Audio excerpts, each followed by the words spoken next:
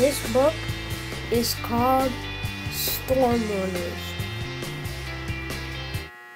Chase's father and Chase built a treehouse one morning, and then Chase's father got struck by lightning later on. Then Tomas and Chase's father went to Florida for a hurricane. Chase met Nicole and Rashawn. Then it was time for school one morning. Chase said we need to stay in school because of the hurricane. Nicole said no. Then the bus found the ocean.